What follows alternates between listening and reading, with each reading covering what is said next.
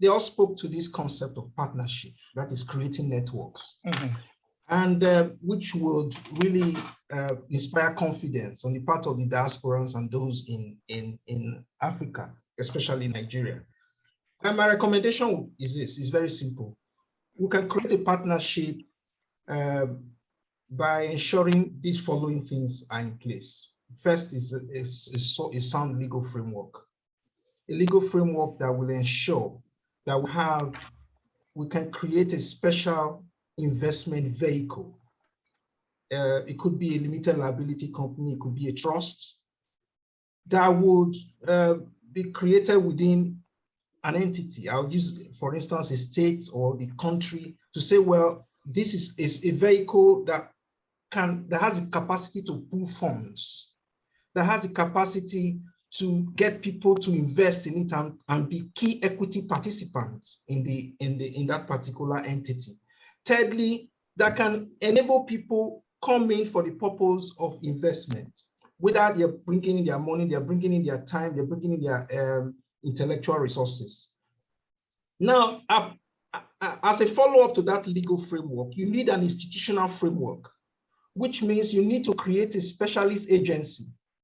Hello, can you hear me? Can you hear me? Yes, we can hear you. You need to create a specialist agency that would help administer the framework, the entity, which means individuals that are coming in from diaspora will not have to deal with individuals. You will deal with the institution as a body with a legally certified board of trustees, if it's a trust. Now, or a board of director, if it's a limited liability company. Now, in terms of institutional structure too, it should have a legal basis for its existence with the necessary governance structures in place to ensure accountability, checks and balances. Now, you need a cultural framework that will enable, an alignment of cultural consciousness, because people living in diaspora, whether I like it or not, they have some subcultures have rubbed in based on their environment. So these differences in culture will have to be aligned at some point. That alignment of culture will happen slowly but surely within a system of codes that are developed to support the operations of this particular entity. Then you need a political influence as well. You need to identify key change agents within Nigeria that would participate in ensuring that this particular structure works well. When you have a structure that can inspire this level of confidence, that can pull resources, that can pull talent, that can pull individual, whether human resources, whether material resources, together, then we've created a partnership that will bring the diasporans and Nigerians together for development in Nigeria. Right. So that is what I think. So it's just a simple process of creating a structure that will inspire this level of confidence, and we can do it. But let me say that I never made the point that we should, not deal with those in diaspora in terms of networking with the local environment. I was speaking from a patriotic point of view because, I made a very sound statement that migration is a fundamental right of every citizen. You have a right to migrate anywhere you want to go. But we're talking about the issue of national development. And national development largely will be driven by your own human resources in terms of how you invest in human capital development. I do not think others outside the country, not talking about Nigerian diasporans now, it's like expecting foreign nations to come and develop their economies. You're just wasting time. Overall, it's all about travel. Also ensure that we create the necessary conditions in our home environment to limit this movement. Whilst admitting that the government has an important role to play, it is not by any means a critical role, to be honest with you. Now, if you look at, and I'm not interested in this whole thing about how do you restrain people from going abroad, how do you stop people and get people to live there where they're doing well abroad and come to Nigeria. I'm just concerned about what opportunities are you going to seize? If you look at in health, you have e-health.